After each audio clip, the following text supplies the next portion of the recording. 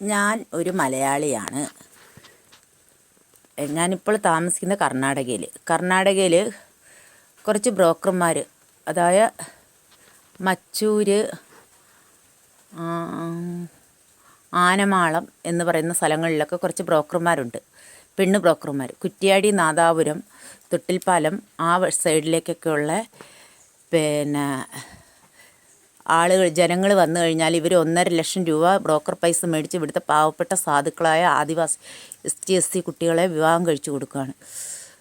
അത് നമ്മുടെ മനുഷ്യാവകാശ കമ്മീഷനും നമ്മളെ ഭരണാധികാരികളും കൂടി അതിനൊരു തീരുമാനം ഉണ്ടാക്കണം. അത് എത്രയും വേഗത്തിലായ അത്രയും നല്ലത്. ഇത് ഞാനിപ്പോൾ വിനീതമായി നമ്മുടെ ഭരണാധികാരികളോടാണ് ഇത് അഭ്യർത്ഥിക്കുന്നത്.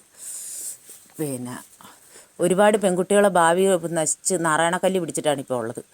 ഒരു കൊച്ചുമാകും, പിന്നെ എന്ന് പറഞ്ഞാൽ ഗൾഫുകാരാണ് എന്നൊക്കെ പറഞ്ഞാണ് കല്യാണം കഴിച്ചു കൊടുക്കുക. ഈ ബ്രോക്കറിൻ്റെ ഫീസാണ് 1.5 ലക്ഷം രൂപ.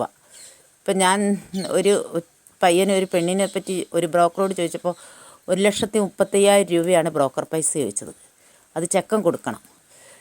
പെണ്ണിൻ്റെ വീട്ടിൽ നിന്നൊന്നും ഉണ്ടാവില്ല. പെണ്ണിന് അടിവസ്ത്രം മുതൽ എല്ലാ സാധനങ്ങളും, ചെരുപ്പ് മുതൽ എല്ലാ സാധനങ്ങളും, ഒരു പൊട്ട് വരെ ഈ ചെക്കൻ്റെ വീട്ടുകാർ കൊണ്ടുവരികയും വേണം. ഇതെന്തൊരു ന്യായമാണ്? ഒരാൻ്റെ അമ്മ പ്രസവിച്ച മക്കളെയൊക്കെ ഇങ്ങനെ കൊണ്ടുപോയി നശിപ്പിച്ച് കളയാന്ന് പറഞ്ഞാൽ വല്ലാത്തൊരു സങ്കടമല്ലേ.